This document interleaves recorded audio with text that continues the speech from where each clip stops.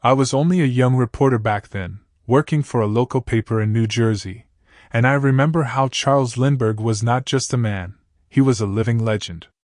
Just 5 years earlier, in 1927, he had flown the Spirit of St. Louis across the Atlantic, becoming the first person to complete a non-stop solo flight from New York to Paris. It wasn't just an achievement in aviation, it was a triumph of human spirit. America adored him. He was tall, handsome, quiet yet confident, and people wanted to believe he embodied everything good about the country during a time when the Great Depression was draining the soul out of everyday life. His wife, Anne Morrow Lindbergh, was equally admired, educated, graceful, and supportive of her husband's larger-than-life career. Together, they seemed like America's golden couple, almost untouchable. But even golden lives have shadows, and in March of 1932, those shadows fell hard. Their son, Charles Augustus Lindbergh Jr., had just turned 20 months old. To the outside world, he was a symbol of the Lindberghs' perfect little family. They had recently built a secluded estate in Hopewell, New Jersey, a mansion-like house set against the quiet backdrop of woods and open fields. It was meant to be private, a refuge from the public eye. But sometimes seclusion can invite danger. The night of March 1st was biting cold, the kind that crept into your bones. The Lindbergh household was quiet, and was tending to little Charlie in the nursery on the second floor. Around 7:30 p.m., the child was put to bed in his crib, dressed warmly, with the windows latched against the chill. The nursery had pale walls, simple furniture, and a small window that looked out into the darkness. Nothing seemed unusual. Charles Sr. was in another part of the house, writing in his study. The staff moved quietly through their routines, unaware that history was about to twist violently. Sometime between 8 o'clock and 10 p.m., under that blanket of silence, someone approached the house. Later, investigators would piece together a horrifying picture. A homemade ladder leaned against the nursery window, marks pressed into the soft ground beneath. Whoever climbed it carried with them both nerve and cruel intent. At around 10 p.m., the nursemaid, Betty Gow, went to check on the baby. What she found chilled her blood. The crib was empty. She thought perhaps Charles Sr. or Anne had taken the child, but when she asked, both denied it. Panic bloomed instantly. They rushed to the nursery, searching every corner, pulling open closets, calling the boy's name. Nothing. Just the stillness of a room that should have held a sleeping child. Then came the note. Resting on the windowsill was an envelope. Scrawled handwriting, thick and uneven, spelled out the nightmare. Dear Sir, have $50,000 ready. We warn you for making anything public or for notify the police. The child is in good care. The words were broken, misspelled, almost mocking. The message was clear. This was a ransom. The Lindbergh baby had been kidnapped. Word spread fast. By midnight, law enforcement swarmed the house. Officers searched the grounds with lanterns, neighbors were questioned, and the ladder, 3 awkwardly fitted wooden sections, was discovered discarded nearby. The press caught wind quickly, and by morning, the estate was surrounded not just by police but by reporters, photographers, and curious onlookers. The crime of the century had begun. And I can still see the image of Charles Lindbergh standing on the porch that night, his jaw clenched, his eyes dark, his whole being transformed. The man who once conquered the Atlantic was now a father stripped of control, waiting for the return of his stolen son. The morning after the kidnapping, the Lindbergh home became a fortress of confusion. Police cars lined the long driveway, men in heavy coats trampled through the muddy grounds, and dogs barked in the distance as they attempted to follow faint trails left by whoever had dared to climb that ladder. The ladder itself was brought inside and studied. It was crude, handmade, pieced together with nails that looked like they'd been scavenged from old wood. Detectives ran their fingers across it, trying to guess the hands that built it. But the real attention was on the note, the first ransom letter. Its handwriting was clumsy, almost childlike, with awkwardly written German-style script. The message wasn't just a demand, it was a taunt. It ordered $50,000 in small bills, threatened against contacting the police, and promised the child was safe. But the words had a sinister weight, the kind that made you wonder if the writer even cared whether the baby lived or died. Charles Lindbergh, the man who had flown across the ocean with nothing but courage and fuel fumes, took command of the investigation almost immediately. He wasn't content to stand aside and let law enforcement handle it. This was his son, his family. He made decisions, sometimes overriding the police, sometimes making mistakes that would haunt him forever. But at the time, he was driven by desperation. Days turned into weeks, and more letters came, 13 in total, each one stranger, crueler than the last. They were dropped in mailboxes, delivered by couriers, and always written in the same uneven hand with that peculiar German flavor. The ransom demand increased from $50,000 to $70,000. Each letter carried the same threat: pay, or the child suffers. To track the money, the authorities cleverly marked the bills, gold certificates, which were easier to trace. They recorded every serial number, hoping that when the ransom was eventually paid, the money would leave a trail straight to the kidnappers. The Lindberghs, meanwhile, were suffocating under the weight of publicity. Crowds gathered outside their home daily, newspapers churned out every rumor, and opportunists flooded in. Psychics claimed to know where the baby was. Cranks sent false letters demanding their own ransoms. At least a dozen men stepped forward pretending to be the kidnapper, wasting time and energy. And then came Dr. John Condon, a retired school principal from the Bronx.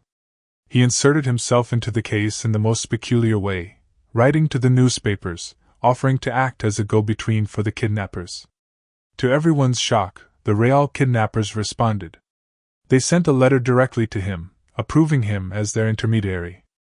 Jaffe, as he was known in his neighborhood, became a central figure overnight. I'll never forget the story he later told: his midnight meetings in a Bronx cemetery with a shadowy man who called himself John. Under the cover of graves and fog, this mysterious figure whispered promises that the child was alive and well. He assured Condon that once the money was paid, the boy would be returned safely. Condon described John as foreign, possibly German, nervous yet firm. The encounter sounded like something out of a Gothic novel, but it was real, deadly real. By early April, Charles Lindbergh made the grim decision: the ransom would be paid. A bundle of marked bills was prepared and delivered by Condon to the cemetery contact. In return, John gave a note with directions to where the child could supposedly be found, aboard a boat off the coast of Massachusetts. Lindbergh himself flew over the waters, scanning for the vessel named Nellie. But it was a lie. No boat, no child, nothing but the hollow echo of betrayal. Tension rose higher, the press more rabid, the public more desperate. The country clung to every detail. This wasn't just a family tragedy anymore, it was a national obsession. And beneath it all, one unbearable question lingered in every heart: was the Lindbergh baby still alive?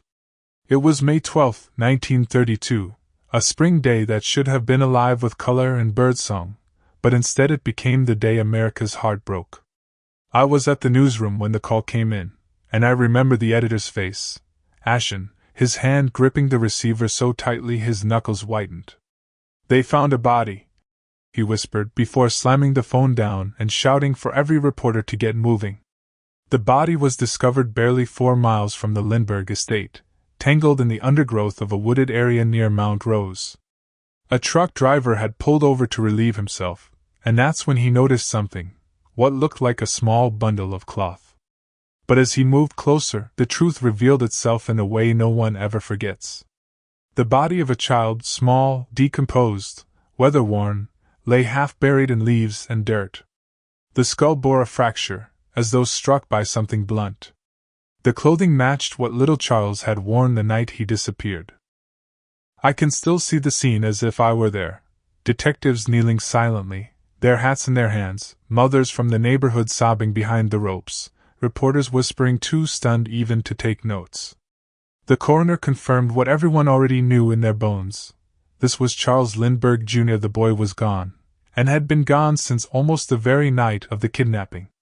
All the ransom notes, the endless promises that he was alive, were nothing but cruel theater. The news broke like a tidal wave. Headlines screamed Lindbergh baby found dead. People poured into the streets as if mourning a relative. Men cursed under their breath, women wept openly, strangers embraced in shared grief. America felt robbed, not just of a child, but of innocence itself. This wasn't supposed to happen to the nation's hero. Not to the man who had conquered the skies. Charles Lindbergh himself was a shell of the man the world had known. I remember one officer describing how he stood at the morgue, staring at his son's tiny form laid out on the cold slab. No tears, no words, just an unshakable stillness. And collapsed into the arms of friends when she heard. For weeks afterward, the Lindbergh home was shuttered in silence. The couple withdrew from the public eye broken, crushed by the weight of what had been taken from them. But grief quickly gave way to fury.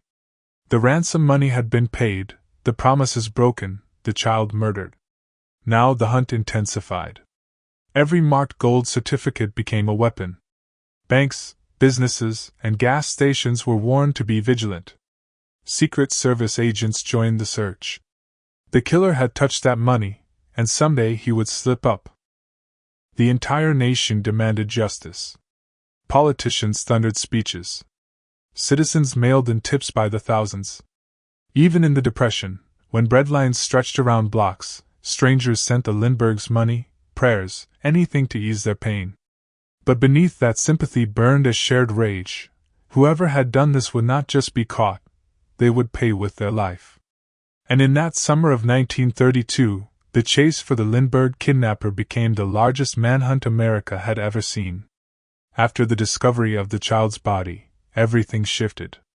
What had been a desperate search to save a life became a relentless pursuit of vengeance. The ransom money, those marked gold certificates, was the key, and investigators knew it. Banks, grocery stores, gas stations, even mom-and-pop shops across the Northeast were told to keep their eyes open. For a while, nothing. Then slowly, tiny sparks appeared. A bill here, a bill there, always one of the marked certificates, and always in New York City. The trail grew hotter in 1934, when a gas station attendant in the Bronx received a $10 gold certificate for fuel. The bill carried the telltale markings, and the attendant, suspicious of the man who had paid with it, jotted down the license plate number of his car before he drove away. That license plate would change everything. It belonged to a German immigrant carpenter named Bruno Richard Hauptmann.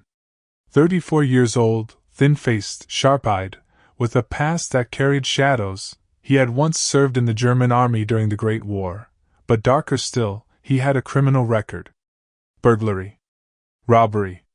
Even prison time back in Germany before he fled to America in 1923, stowed away on a ship. He had lived in the Bronx ever since, building a modest life with his wife, Anna, and their young child. When police descended on his home, what they found was damning: more than $14,000 of the Lindbergh ransom money hidden in his garage. The bills were stacked in boxes, stuffed in cans, concealed in the most ordinary of places. And as if that wasn't enough, detectives noticed the woodwork of the homemade ladder from the crime scene matched wood taken from Hauptmann's attic floorboards. The grain and cut aligned like a fingerprint. I was there the day Hauptmann was arrested. The city buzzed with the news. Crowds gathered outside the courthouse, shouting, "Baby killer," and "Hang him," before a trial even began. Hauptmann protested fiercely. "I am innocent," he declared, his thick German accent filling the air. He claimed the money was left with him by a former business partner who had since died, that he had nothing to do with the kidnapping, nothing to do with the murder. But the evidence was stacked against him like bricks in a tomb.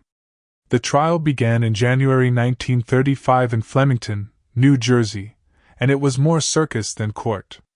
Reporters flooded in from around the world, sketch artists filled papers with Hauptmann's stern face, and the courtroom itself turned into a stage for America's thirst for justice. Charles Lindbergh sat silently in the gallery, his very presence like a verdict before the trial even reached its end.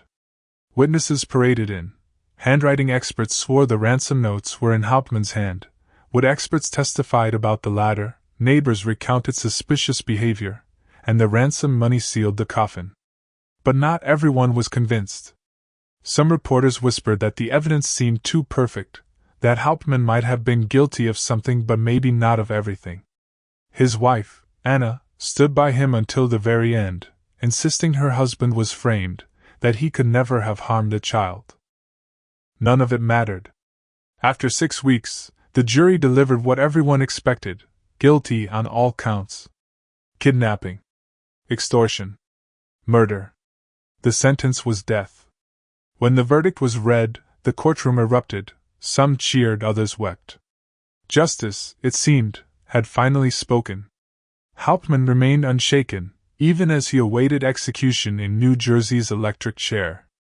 "I am absolutely innocent," he told anyone who would listen. Appeals failed, pleas for clemency were denied, and on April 3, 1936, he walked to the chair. Witnesses said he went with his head held high, denying his guilt until the very last breath. But as the switch was pulled and the crowd outside cheered, a question lingered: had the true story of the Lindbergh baby really been told? When Bruno Hauptmann was executed on April 3, 1936, the world thought the Lindbergh case had reached its end. Headlines screamed, "Justice served," and for many Americans, the chapter closed. But for those who looked closer, the story refused to stay buried. Questions lingered, whispers echoed, and the feeling that something had gone terribly wrong clung to the case like a shadow. For Charles Lindbergh, the tragedy changed everything. The man who had once been celebrated as a national hero withdrew from public life. He and moved to Europe for years, partly to escape the relentless press, partly to escape the pain. The golden boy who had once united America now carried a permanent scar. Even his later achievements, his work in aviation and science, were forever haunted by the memory of that tiny white house in Hopewell and the nursery that would never be filled again. But outside the Lindbergh family, doubts about Hauptmann's guilt grew louder with time. Some legal scholars argued the evidence against him was circumstantial and flawed. The latter would? Convenient but questionable. The handwriting analysis? Far from conclusive. Even the ransom money, why would a guilty man keep it hidden for years, untouched, while living his ordinary life? It seemed sloppy for someone clever enough to pull off. The crime of the century. There were other strange threads. Eyewitnesses claimed to have seen more than one man near the Lindbergh property that night. Some believed a larger conspiracy had been at play, involving organized crime figures or accomplices who were never caught.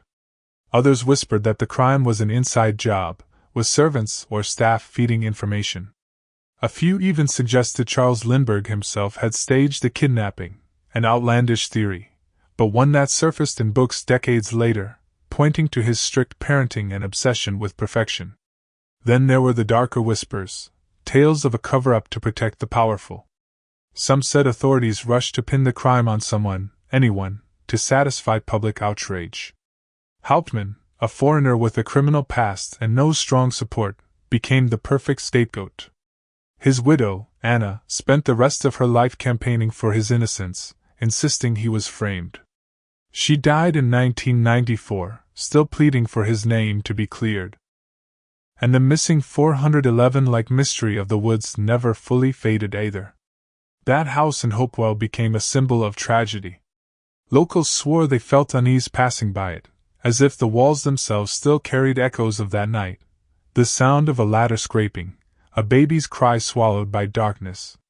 Even years later, treasure hunters scoured forests and streams around the area, certain that missing ransom bills or hidden secrets still lay buried. For me, as I dug through the records, what haunted me most wasn't just the crime itself but the atmosphere it left behind, the idea that in a country bursting with optimism and progress, a family could be shattered so completely, and justice might never have been as clean as we wanted to believe. The Lindbergh kidnapping became more than a tragedy. It reshaped America's laws, led to stricter penalties for kidnapping, and changed how we viewed fame, privacy, and crime. But beneath the official narrative, the questions still whisper. Did Hauptmann act alone? Was he guilty at all? Or did the crime of the century leave us with nothing more than a convenient ending to soothe the restless public? I often think about that nursery window, left open on that March night in 1932, a curtain swaying in the cold air. Somewhere in that moment lies the truth. But like so many ghosts of history, the Lindbergh baby's story refuses to rest, lingering instead in the shadows between fact and mystery, where answers blur and silence speaks louder than words.